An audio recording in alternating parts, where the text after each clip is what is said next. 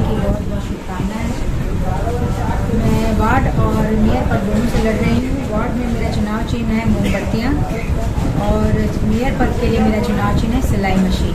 आपसे जानना चाहेंगे मैम, आप क्षेत्र में घूम रही हैं, घूमने के दौरान क्या कुछ लग रहा है, कितना विकास जनता बता रही है कि हुआ है? मैं अपने क्षेत्र के अलावा और भी बहुत से वार्डों में गई हूँ, तो कमोबेश सब जगह की स्थिति एक जैसी ही है। पटना का विकास कहीं कोई ज़्यादा नहीं है और जैसा अभी है सब जगह एक जैसा ही है। सब जगह मान लीजिए कि कोई नया विकसित इलाका है तो वहाँ रोड और नाले की कमी है, साफ़ सफाई की कमी है। सघन आबादी इलाकों में भी साफ़ सफाई की कमी है। अभी आज भी मैं वार्ड में घूम रही थी एक जगह, तो वहाँ देखा है कि वहाँ गंदगी का अंबार था और लोगों में आक्रोश है कि साफ़ सफाई नहीं है, पीने का पानी नहीं है। तो पटना जो है मूलभूत सुविधाओं में पिछड़ा हुआ है अभी। और इसी तरह पटना के हर वार्डों में जहाँ जहाँ भी मैं गई हूँ वहाँ की स्थिति ऐसी ही है। कुछ दिन पहले पटना नगर के कर्मचारी लोग हड़ताल पर बैठे हुए थे, एक मांग को लेकर के बैठे हुए थे। क्या अगर आप जीत करके आते हैं तो क्या उनकी मांगों को पूरा करेंगे? क्योंकि मैं हरदम मजदूरों के साथ ही खड़ी रहती हूँ और क्योंकि मैं उन लोगों के बारे में जानती हूँ, उनके सुख दुख में भी मैं रहती हूँ। क्योंकि पटना के जो सफाई कर्मी हैं वही पटना की नींव है और बैकबोन है। अगर वो खुश नहीं रहेंगे तो पटना भी कभी साफ सुथरा और खुशहाल नहीं बन पाएगा। क्योंकि आपने इसका परिणाम देखा, जब वो हड़ताल पर गए तो पूरा पटना शहर जो गंदगी से पट गया और उसका परिणाम है कि अब पटना शहर में सबसे ज़्यादा डेंगू का हुआ है। अगर सही मायने में देखा जाए तो मुझे लगता है कि उसका ही परिणाम है कि डेंगू जो है इतने विकराल रूप में पूरे पटना शहर में फैला हुआ है और कंकड़बाग में सबसे ज़्यादा है। हर घर में डेंगू का एक न एक मरीज है। तो सफाई कर्मियों के लिए मैं ये कहूँगी कि मैं आपके साथ हूँ और आपकी मांगों को जो नगर निगम के स्तर का है उसे मैं नगर निगम के स्तर पर पूरा करूँगी और जो सरकार के स्तर का है वहाँ जाके सरकार के पास आपको रखना है मुझे मुद्दों को और सरकार से उसको मनवाना भी। अब महिलाओं की सुरक्षा को लेकर के बात करें तो उसको लेकर क्या कहेंगे? मैं एक महिला सशक्तिकरण का प्रतीक हूँ और महिला सुरक्षा के लिए है कि सबसे पहले तो महिलाओं को आत्मनिर्भर और आत्म सशक्त होना चाहिए, ये एक है मुद्दा।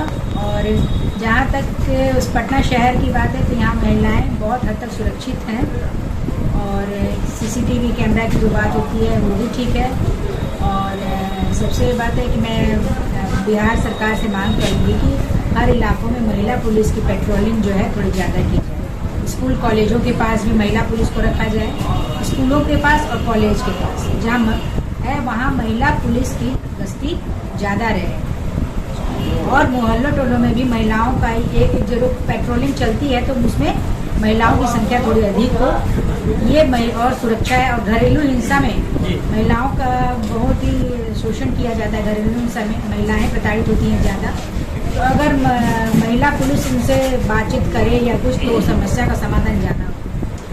जिस तरह से इस बार सरकार के फैसला में आया है कि जनता के द्वारा जो है मेयर और डिप्टी मेयर का चुनाव होगा, क्या लगता है कि इस तरह से चुनाव अगर होगा तो ये नगर निगम का विकास ज़्यादा हो पाएगा? देखिए, लोकतंत्र में तो जनता ही सर्वोपरि है और बिहार जो है लोकतंत्र की जननी है, बिहार की भूमि। ये बहुत अच्छा निर्णय है सरकार का। हाँ, जनता चुने अपने मेयर को। मेयर बहुत कोई छोटा मोटा पद नहीं होता है।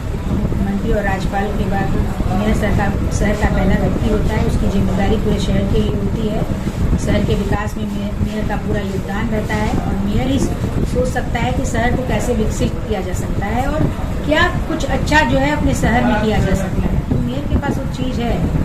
सारे डिपार्टमेंट जो शहरी क्षेत्र में कार्य करते हैं वो सब मेयर के अंडर होते हैं। मगर बिहार सरकार में अभी तक उतनी चीज़ें नहीं हो पाई हैं। 2-4 चीज़ें ही हमारे, जैसे हमारे साफ़ सफाई है, पीने का पानी है हमारे अंडर में, या स्वास्थ्य में भी हम उतना नहीं है हमारे पास। स्वास्थ्य हमारे पास नहीं है, बिजली हमारे पास नहीं है, ट्रांसपोर्ट हमारे पास नहीं है। ठीक है, अभी नहीं है, मगर आने वाले दिनों में अगर जब जनता चुन के आएगी तो उसका पावर ज़्यादा होगा और ये सब चीज़ें भी नगर निगम के अंदर में आएंगी और शहर का विकास बहुत अच्छी तरह हो सकेगा। क्षेत्र में घूमने के दौरान जनता से पूछे जाने पर जनता ने आज भी कहा कि ये नर्क नहीं है, क्या इस बात को आप मानते हैं? जनता को तो वही, जब तक पूरा चीज़ नहीं मिलेगा तो कहती ही रहेगी कि नर्क निगम है। क्योंकि अभी बारिश हुआ और आप देखते होंगे कहीं ना कहीं पानी लगा। रोड भी है तो कोई बात नहीं, पानी है, कीचड़ है, वो तो होना ही है। क्या जनता की बात को आप समर्थन देते हैं? हाँ, मैं जनता की बात को समर्थन देती हूँ कि हाँ, जनता जो बोलती है वो सच बोलती है। हाँ, बहुत नहीं है, ऐसा नहीं, जनता को भी जानना चाहिए। जहाँ कुछ भी नहीं हुआ था 15-20 वर्षों से, अगर 5 वर्षों में कुछ भी हुआ है तो वो जनता के लिए बहुत है। और आगे अगर वो समय और मुझे मौका देंगी तो वो आगे भी कार्य होगा। खासतौर पर हम चाहेंगे कि महापौर पद के लिए आप पटना वासियों से क्या कहना चाहेंगे?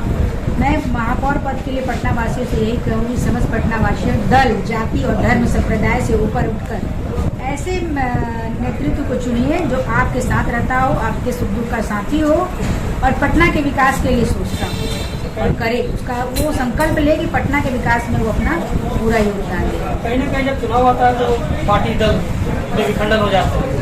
पार्टी दल और विखंडन, अगर पार्टी से ये चुनाव हुआ रहता तो मैं नहीं कहती कि पार्टी की बातें मत सोचिए। सबसे पहली बात है, ये पार्टी बेसिस का चुनाव नहीं है। और अगर जनता इस तरह के नेताओं के प्रलोभन में आ जाए कि पार्टी की चीज़ें हैं तो वहाँ विकास बंद हो जाएगा, क्योंकि ये नेतृत्व का चुनाव है, व्यक्तित्व का चुनाव है, पार्टी का चुनाव नहीं है। इसलिए मेयर का जो चुनाव हो रहा है, जो दलगत नहीं है, इसे जनता को चाहिए कि एक ऐसा व्यक्ति चुने जो आपका विकास कर सकता हो और जनप्रतिनिधि ही हो कोई।